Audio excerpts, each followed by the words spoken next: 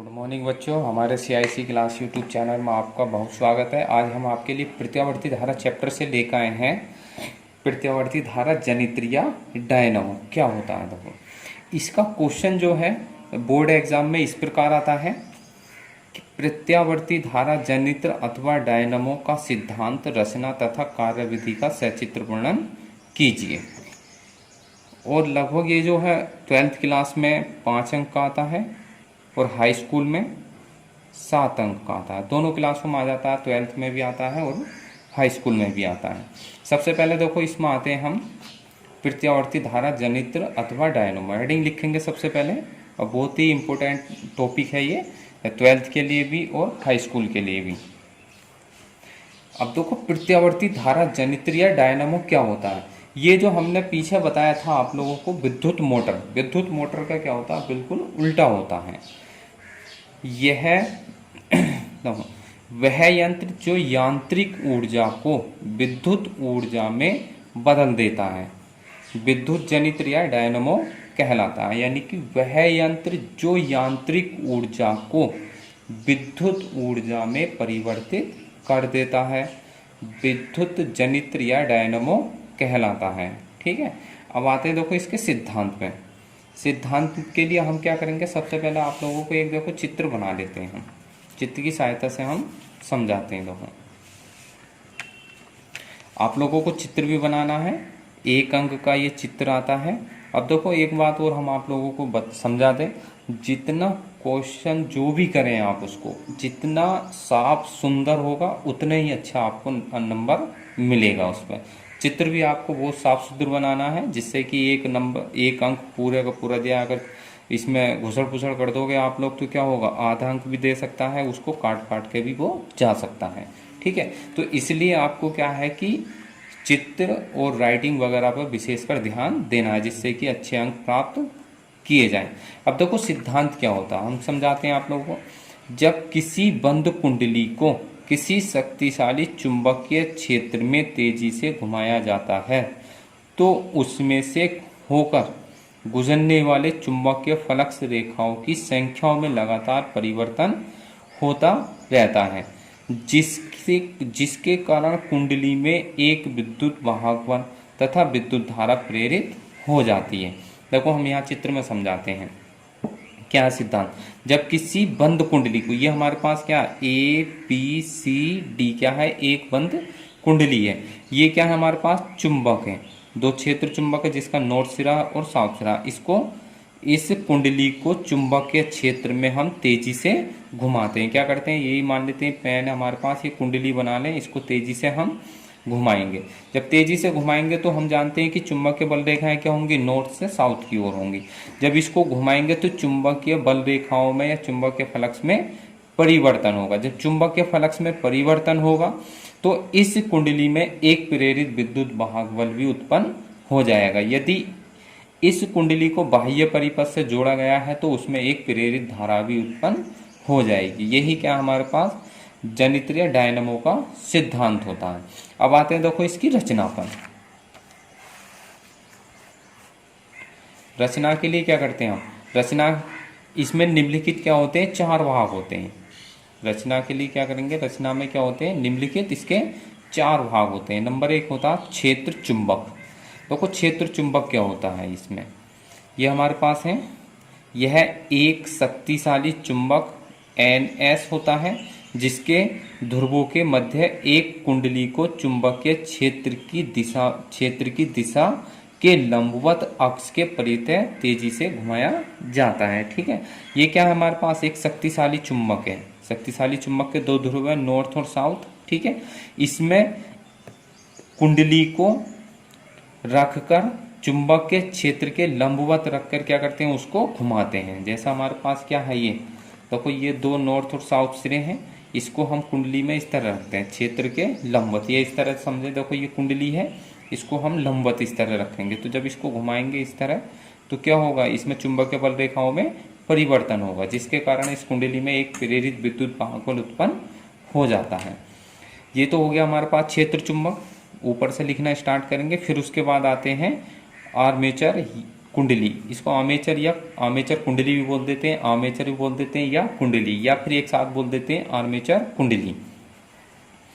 क्या होती है देखो, यह एक आयताकार कुंडली ABCD होती है जो कच्चे लोहे के क्रोड पर अलग अलग तांबे के तार के बहुत से फेरों को लपेटकर बनाई जाती है। इसे आर्मेचर कुंडली कहते हैं। इस कुंडली को क्षेत्र चुंबक के ध्रुव खंडों N व S के बीच बाह्य शक्ति द्वारा तेजी से घुमाया जाता है। यानी कि बाह्य शक्ति का मतलब क्या क्या होगा हमारे पास, बाह्य शक्ति जो होती हैं, जैसे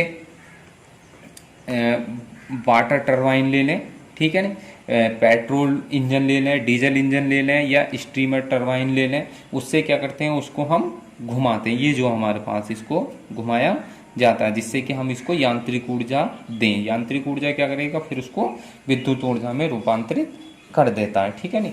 तो आर्मेचर कुंडली क्या होती है, देखो ये हमारे पास ABCD क्या होती है, ये एक ही आर्मेचर कुंडली होती है जो कच्चे लोहे के ऊपर लपेटकर बना दी जाती है, तांबे के अलग अलग फेरे को लपेटकर बनाई जाती है, और इसको क्षेत्र चुंबक के ध्रुवों के बीच में तेजी से घुमाते हैं, ठीक है नहीं। अब देखो तीसरा नंबर आता है इसमें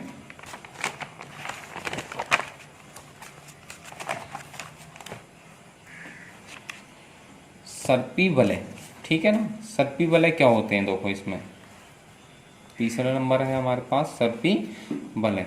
देखो ये चित्र हमने बना रखा है, इसमें चित्र में हमने आप लोगों को इसलिए दर्शा दिया है, चित्र हम पहले बना लेते हैं ताकि आप लोगों का समय बचे। ये है सर्पी वलय क्या होता है, देखो कुंडली के सिरे दो अलग अलग धातु के बलों C1 व C2, ठीक है नहीं। देखो ये है, एक ये है C1 और एक ये है C2, धातु के दो बलय बने हुए हैं, C1 व C2 से जोड़ देते हैं। ये वलय सम अक्षीय होते हैं तथा कुंडली के साथ साथ घूमते रहते हैं। जैसे जैसे ये कुंडली घूमेगी वैसे वैसे ये क्या होंगे, जो हमारे पास सर्पी वलय हैं इसके साथ कुंडली के साथ घूमते रहते हैं। देखो ये C1 है, ये C2, ये जो हमारे पास बनाए गए हैं ये क्या होते हैं, सर्पी वलय होते हैं, ठीक है ना। उसके बाद नेक्स्ट नंबर आता है इसमें ब्रुश। ब्रुश क्या होते हैं, देखो ये हमारे पास जो है चित्र में ये जो हम डार्क करके बना रहे हैं ये है, ये क्या होते हैं, ब्रुश होते हैं। अब देखते हैं, पढ़ते हैं इसको। ये कार्बन या किसी धातु की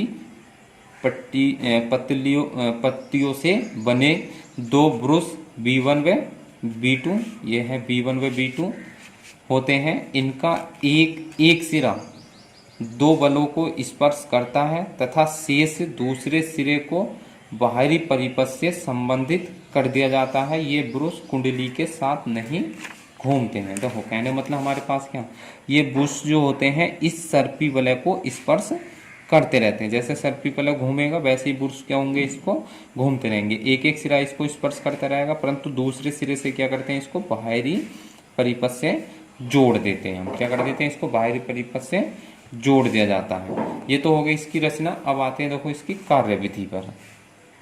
अब तो कार्यविधि हम इसको चित्र से ही समझाते हैं आप लोगों को। देखो क्या करते हैं हम, कार्यविधि में आप लोग के पास किताब होगी उसमें पढ़ सकते हैं, या हम यहाँ पे समझा रहे हैं। कार्यविधि में क्या करना है, देखो मान लेते हैं, माना जो हमारे पास ABCD जो ये एक आयताकार कुंडली है, सबसे पहले क्या करते हैं, क्षेत्र के लंबवत रखते हैं। क्या रखते हैं, क्षेत्र के लंबवत रखते हैं। तो जब लंबवत रखते हैं तो इसको जब घुमाते हैं, मान लेते हैं दक्षिणावर्त इसको हम घुमा रहे हैं। जब दक्षिणावर्त घुमाएंगे तो इसमें क्या होगा, चुंबकीय बल रेखाओं में परिवर्तन होगा। जब चुंबकीय बल रेखाओं में परिवर्तन होगा तो इस कुंडली में क्या होगी, एक धारा प्रवाहित होने लगेगी। सपोज करते हैं कि हम इस कुंडली को आधे चक्र के लिए घुमा रहे हैं। क्या है, जैसे हमारे पास ये पेन है, इसको यहाँ से स्टार्ट करा, यहाँ पर आ गए, तो ये क्या हो गया, इसका आधा चक्र हो गया। इसी तरह हम इसको आधे चक्र के लिए घुमा रहे हैं। जब आधे चक्र के लिए घुमाएंगे तो फ्लेमिंग के दाएं हाथ के नियम के अनुसार इस कुंडली में क्या होगी, एक प्रेरित धारा प्रवाहित होने लगती है। जो धारा होगी ये सर्पी वलय साथ घूमते रहते हैं, इस ब्रुश के माध्यम से बाह्य परिपथ में प्रवाहित होने लगती है। बाह्य परिपथ में क्या होती है, प्रवाहित होने लगती है। अब बाह्य परिपथ को हम किसी भी अपने घर में या शादी विवाह में क्या करते हैं, परिपथ को जोड़ देते हैं और उस जनित्र से बाह्य परिपथ में विद्युत धारा प्रवाहित होने लगती है। इस प्रकार हमने इसमें क्या पढ़ा है कि प्रत्यावर्ती धारा जनित्र क्या होता है, इसकी संरचना, इसका सिद्धांत और कार्यविधि आप लोगों को समझाई है। अब हम नेक्स्ट वीडियो में आपके लिए लेकर आएंगे इसके खास न्यूमेरिकल।